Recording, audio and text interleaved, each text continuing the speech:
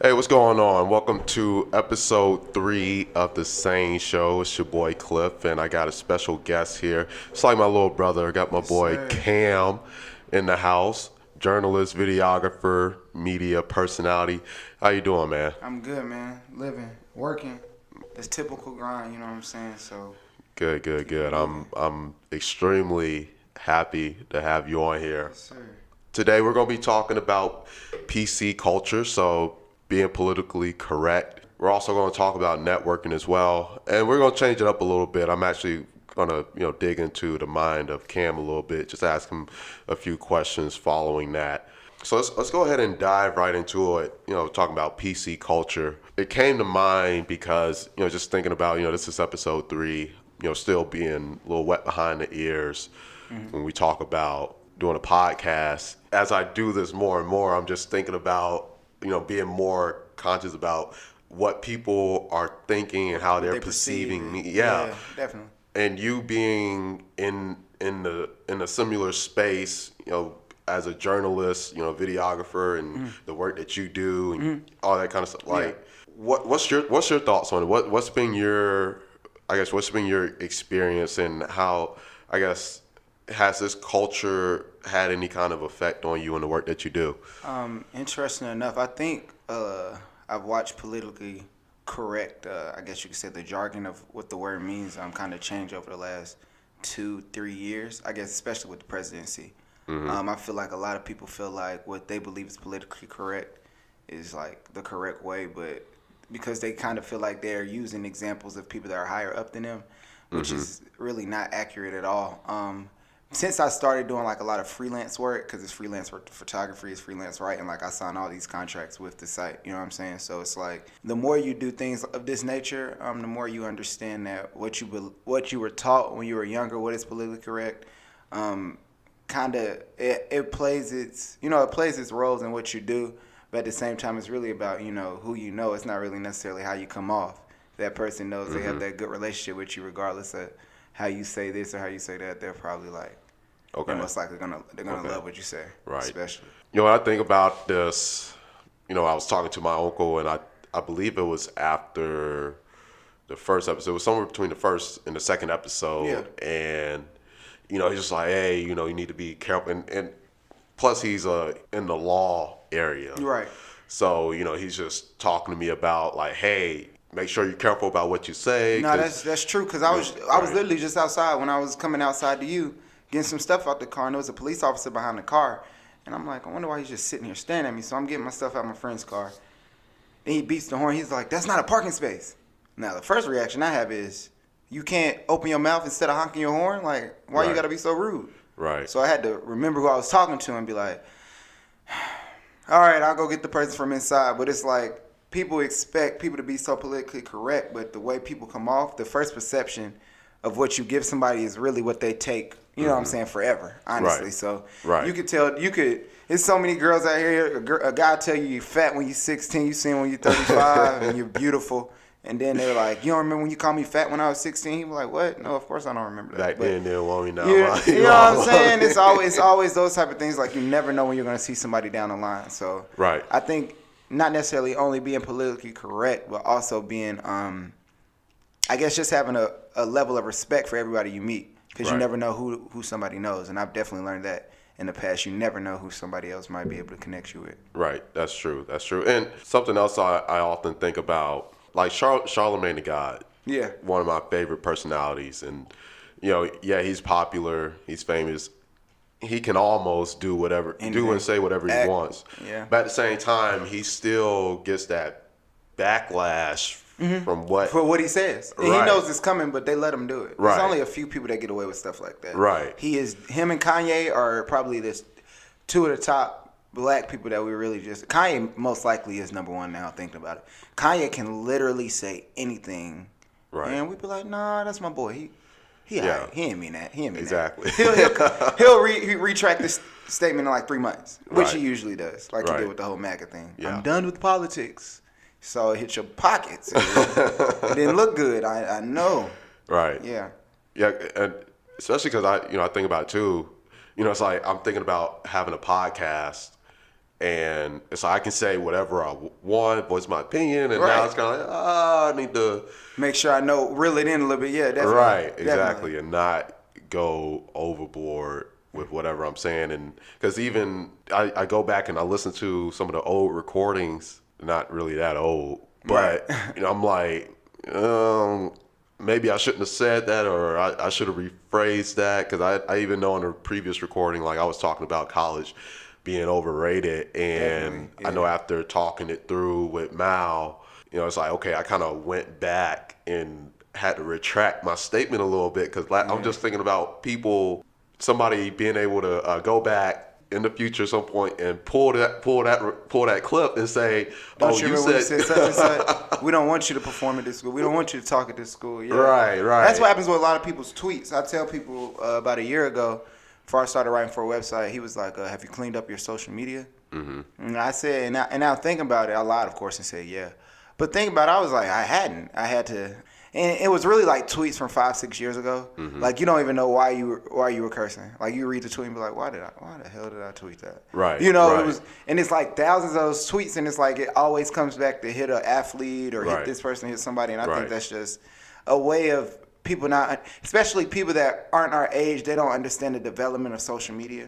Right. Because social media was something 4 or 5 years ago that we were able to, go to get away from, what we thought, like get away from reality. Now we're kind of using social media as reality, which is, it's kind of wild. But, so, people that are older, especially like journalists and things of that nature, that find out some white quarterback, racist tweets from 5 years ago, it's like, yeah, I get it, but at the same time, it's like, it was Twitter 5 years ago. Like, social media, Twitter has changed so drastically over the years. So it's like, I understand, but I get it. Like we all were reckless. Yeah, at some point. And it's only a few of us that are smart enough to delete them by now, so nobody will see them for you, blow up or do whatever you do. Exactly. Dude, I went through and purged my Twitter. I'm not even going to lie. You got to purge it. You got to put in every curse word, even the ones you don't think of. You'd be like, whoa. Right. I knew that at 14. Right. Damn. Right. Being that we're talking about this because, we're talking about, social media, social networking, and, that takes us into our next topic, networking with people. And, of course, when I thought of this, you came to mind because that conversation we were having the other day, it re-energized me. Yeah. And it was a lot like looking in the mirror. I'm like, this is just making the connections, and it's a skill, and it's very important to be able to make connections. Oh, definitely. And that's something I pride myself on. Someone told me years ago, it was like in high school, so I was like 17, 18 at the time, and it's like your net worth is your net worth. Definitely.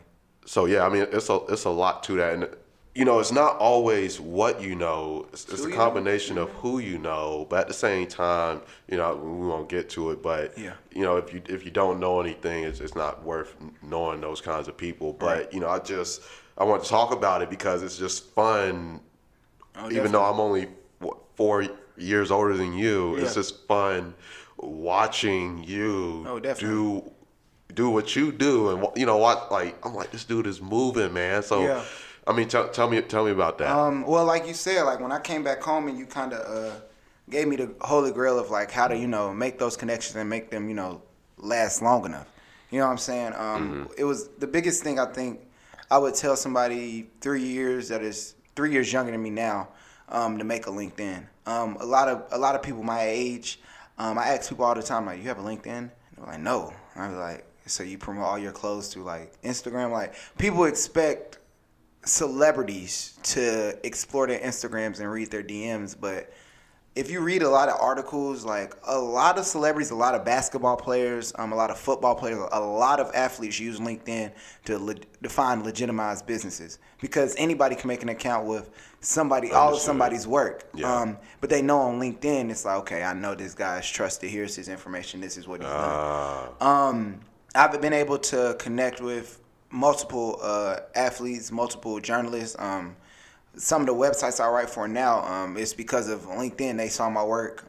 Jobs are on there. It's so much that's on there. Even Mark J. Spears, he saw one of my messages. He said, "Yeah, I would love to sit down with you All-Star Weekend and get coffee." I sent him one message on LinkedIn. Jonathan Jones, he's he used to work for the Charlotte Observer. He's Carolina Panthers writer for Sports Illustrated now. Okay. Bet. He's read multiple stories that I've written this year, and he continues to tell me, he's like, hey, I see the improvement. Like, enjoy the work. Like, keep going. You know, it's just Good. it's definitely being able to communicate with people that you see on TV, even using the social media that you already have. Like, I followed Jason McIntyre, works at Fox Sports 1. Watch him on TV almost every other day.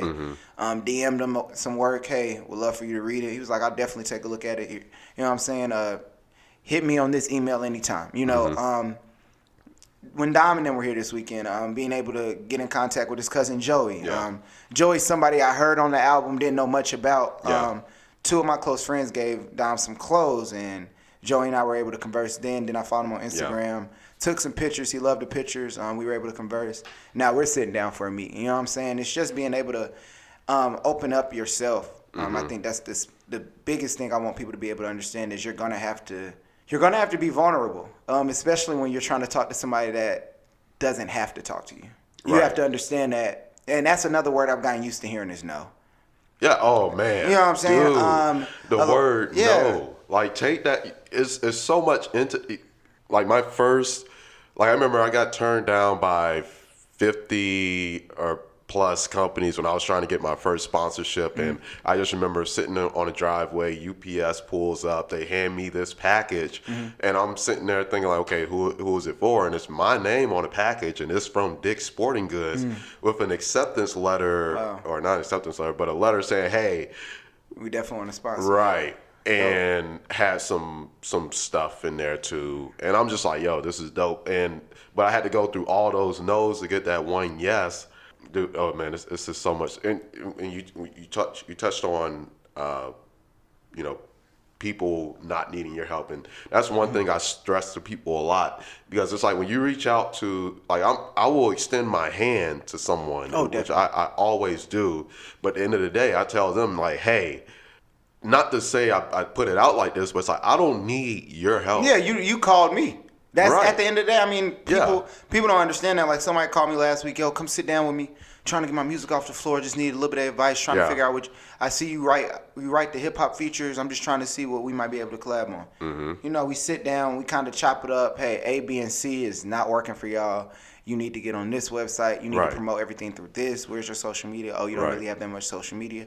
Okay, cool. Well, you need to do A, B, and C. And then it's like the next day we talk. It's like, well, I think I can do most of this stuff. So.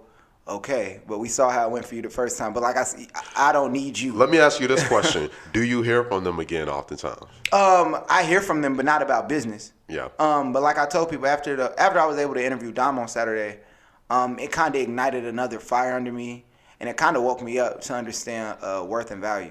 People always joke and be like their price went up, but now it's like I can tell you like, nah, I don't. Right. I don't need you. I did all these interviews, especially over the summer, when it comes to the whole City Talk idea. City Talk was originally just going to be like a little publication, you know, something like I was a content guy. I kind of just wrote, you know, I recorded, I wrote. Right. But the more interviews I've done, I've been able to branch off and start a documentary here, a documentary there, be able to interview Dom, you know, just little things like that, interview Kaj, you know what I'm saying, interview all these different athletes and rappers and entertainers. And as the summer progressed, I could start to see the vision, Right. Especially. But with the connections I've been able to grow, you know what I'm saying, as I've progressed through this whole City Talk process, it's been amazing to really help people understand that you have to go through a process of not necessarily doing stuff for free, but volunteering. Right. Because people are not going to pay you to do something they haven't seen you that you're accredited for. That's a big thing, I tell people. It's so funny you say that, because, you know, it's like Eric Thomas talks about it all the time, and so do a lot of other highly successful people. Like, if you're really good at something, you're really passionate about it, no one should have to pay you to do it, because you're going to put forth all the effort. Because when it comes time for someone to pay you to do what you love to do and what you do, it ain't going to feel like work. Yeah. You're going to wake up. Yeah, and you just Get do to it. You just do it. So yeah, I totally agree. Like, because I mean, I see people, you know, they do something like always. Like, it's especially like say with mixtapes. Oh yeah. People come up like, can you give me a donation? And like, nah, man. Like, you're basically like, okay, asking for a handout. You want me? Right. You want me to do your work? Yeah, like you gotta grind for it. Like regardless, Yeah. even if you want me to listen to it, I can listen to it. But I'm one person. I tell people you have to be. People don't understand if you're a millennial. If you're between the age, well, I'm going to just talk about us right now. If you're between the age of 18 and 25, you grew up in the social media era. Right. You were taught by MySpace how to code. You were Right. taught how to market, and you Right. just don't understand. I told people about this earlier. It's called transferable skills. Snoop Dogg rolled so many blunts when he was younger that when he finally made enough money to finally like get interested in sushi, he found out he could be a master sushi roller. right. Now he's out here going to every sushi event doing A, B, and C because it's a transferable skills. And I'm talking about a transferable skill about you rolling a blunt. Imagine Right. all the other ones you have with public speaking and you know what I'm saying. It's such a long list of, you know what I'm saying, different skills Yeah. that people portray, Right. but that they don't even know that they have that they could profit off of, especially. Right, exactly. And I think it's just a thing of instant gratification. I still suffer from it. When I look back at the things that I've done previously that didn't go where I wanted them to go, part of it because I didn't get that instant gratification and that it didn't go in the direction that I wanted to go in after, say, 3, 4, 5, even 6 months, maybe even a year.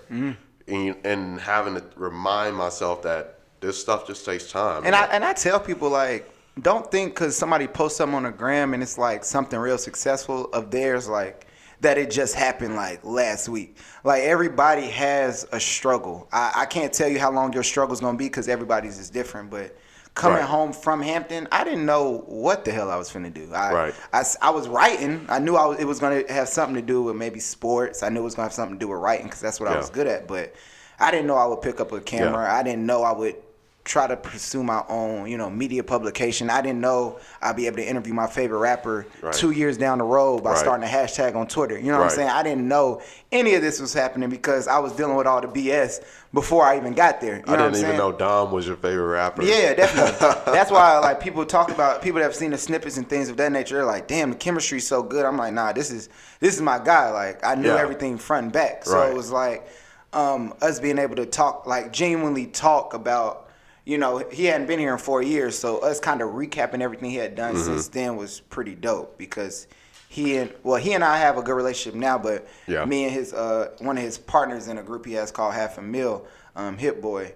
Shout out to Hit, but amazing producer. But they created a group where he was rapping as well. He saw what I was doing on Instagram. He showed love. He responded to a DM, not because I asked him to do A, B, or C. He was just like, I appreciate the love, like. I hit him up, let him know, hey, I got a hashtag going, like, if you could let Dom know, and then it was like all she wrote from there. Right. So I tell people, like I said, it's about who you know. You never know who can connect you to A, B, or C. Right. You know? If more people had that mentality, so much more can be accomplished. Oh, definitely. Because even in just, like someone told me, like you got to go to events more. Go to these events. You gotta converse. You gotta talk. And I'll say one of my favorite moments. He wasn't a connection, but I made an effort to have a conversation with him. I lost my keys one night, partying uptown. One of those summers I was back home from school, and literally went uptown Charlotte, like walking around trying to find my keys. Yeah. And then I remember I looked up and I saw this guy, and I said, "This guy looks familiar." And I'm like, "Hey, are you Brian?" Well, I butchered his name, but it was Brian Moynihan. He's the chairman and CEO of Bank of America. Dope. And he's kind of put back because a lot of people don't know that kind of stuff. And at the same time, like, why is this random guy I Standing never right met, right? Walking up. I've experienced that. I saw Rich Cho for the Charlotte Hornets. He was Yeah. the general manager of Charlotte Hornets. We were on the way to a Milwaukee Hornets game. Me and my friends just got free tickets. Like we always just get free tickets. Mm-hmm. I look up and I see somebody eating pistachios by the light rail. I said, "Excuse me, are you Rich Cho?" "Yeah. How you doing?" Introduced myself. This was Right. probably 10, 11 months ago. It was right before Mitch Kupchak got hired. Shook his hand, just started talking to him. He was like, "Oh, that's an amazing idea." I was Yeah. like, "You mind if I sit down, maybe interview you, at the Dow YMCA somewhere you're comfortable?" He was like, "Yeah, Yeah. here's my number." Just boom, gave me his number. Yeah, see, stuff like that. Jump under the hornets. Because just like Brian Moynihan, me and him just had a conversation. I asked him for advice. Really great guy. Mm-hmm. I don't know how he is in the business, but just as a person talking to him, he gave me a lot of great advice. Amazing. You know, I was talking to him about some of the things I wanted to do and, you know, where I was with school and everything. And, you know, he just opened up, and after that, just boom. Forgot about my keys and, you know, shook hands, went our separate ways. But the fact, taking that initiative to reach out to him, you know, like I would tell you all the time, like, you know, don't hesitate to reach out to these, because a lot of these people love when people that are trying to do something positive, right, and are driven, they are going to be willing to do whatever they can to help. And if it's not them, they can connect you with, because you never know who people know. Right, exactly. Especially, and I've noticed that.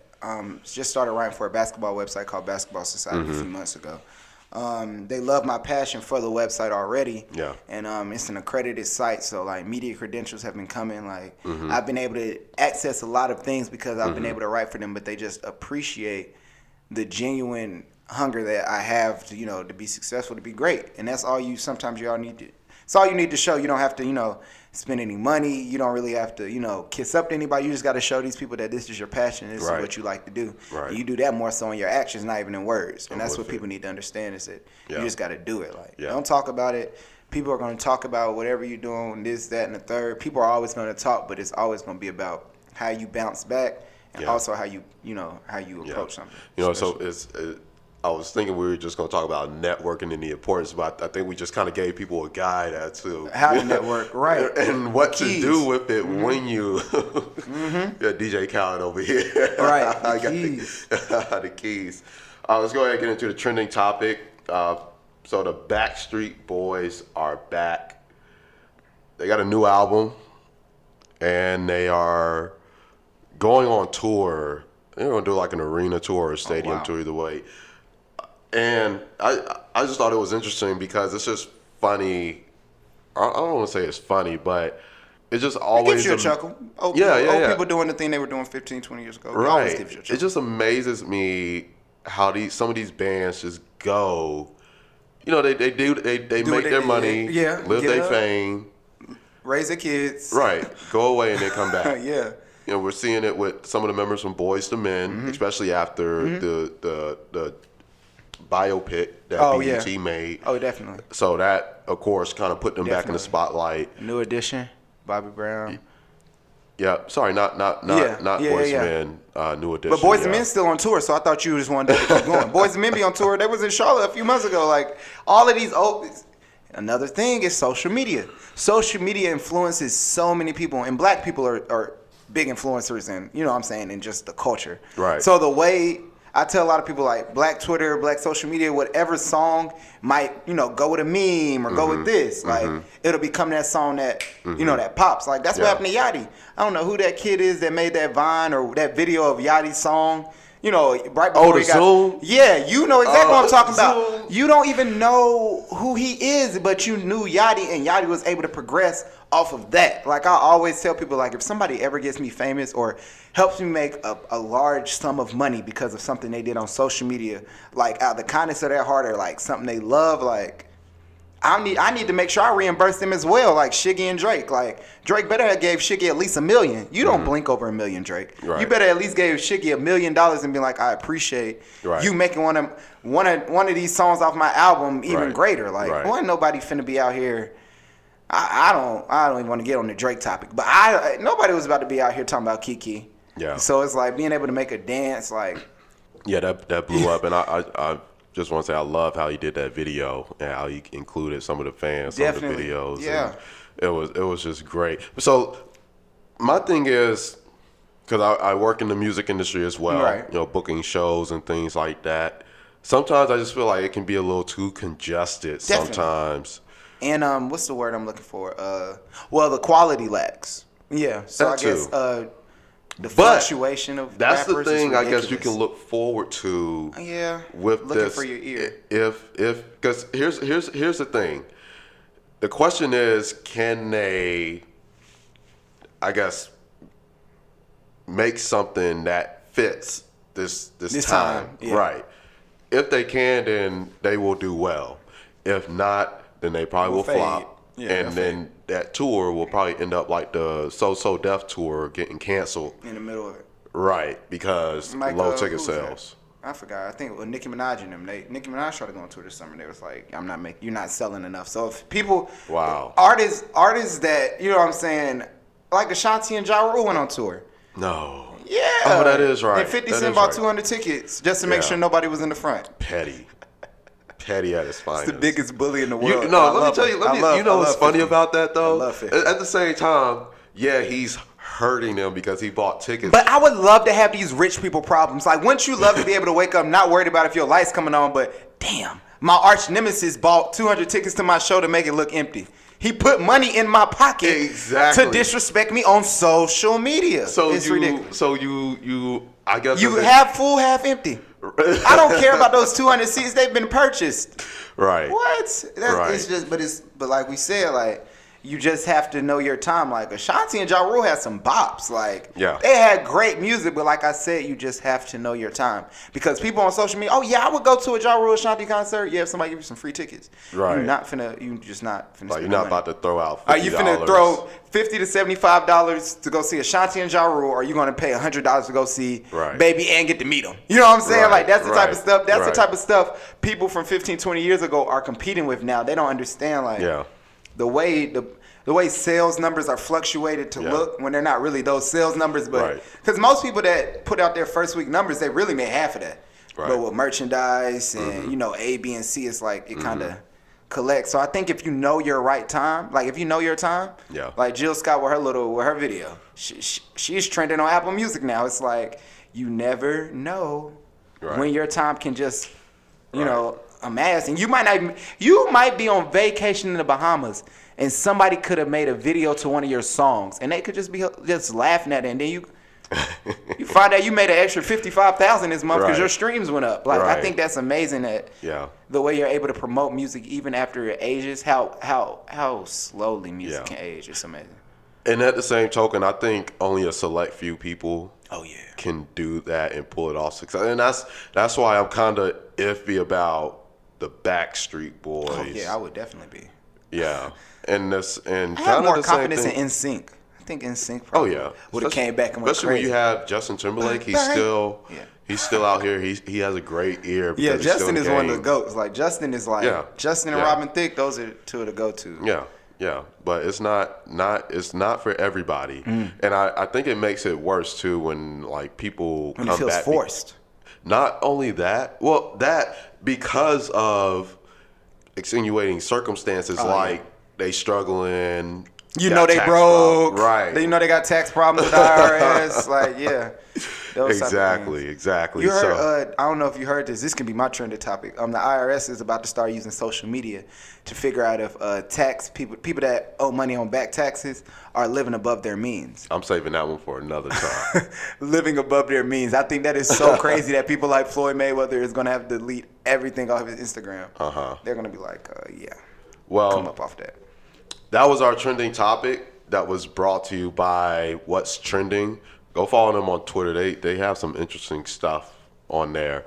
I usually go and pull all my trending topics from there. Just be scrolling through on a Sunday morning and oh, this is interesting. So I want to go ahead and get to asking you some questions. So again, because just talking to you Sunday, and it's not.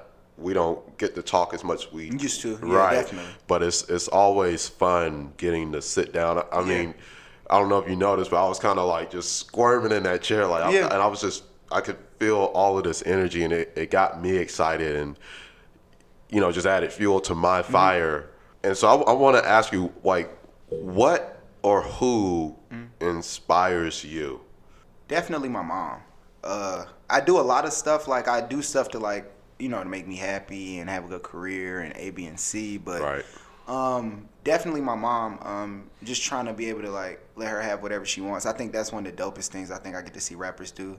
Like, buy their people a house, or you know what I'm saying, or just take their parents wherever they want to go, get them an island. Like, I just want to be able to make sure my mother is able to live comfortably in her means because she works hard. You know what I'm saying? So, honestly, I've always my goals. About a year ago, one of my close friends, a big brother of mine, Jonathan McClain, told me I was working at a kiosk, hated it. starting to just trying to, get stuff off the floor. And I told him the goals I had for the month, and he told me, he was like, you shouldn't make goals for the month, per month. I'm like, why? Like, I'm trying to, knock stuff out. I feel like I need to knock A, B, and C out by this time. He's like, the more goals you make for yourself, and the more you fail at, reaching or achieving those goals, the more you're down on yourself. He was like, you need to really move off of God's goals. He said, now you can have things that you aspire to do. You can have things, you plan on trying to attack, but you don't want to give yourself a certain date because you never know what can happen in your life or what could come up. You know what I'm saying? To kind of mess up your schedule.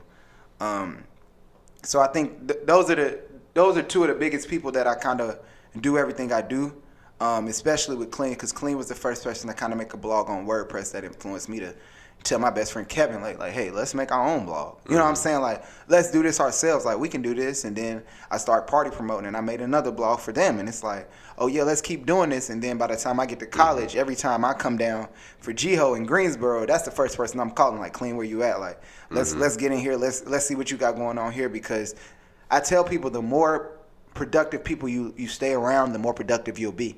Because people that are productive, you don't see them around a lot of people that aren't very productive. And if you do, you always see them around one very unproductive person, because that one person can always do whatever they need him to do at that moment, which I think is kind of crazy. But like you said, my why is definitely my mother, and I'll definitely say Clean.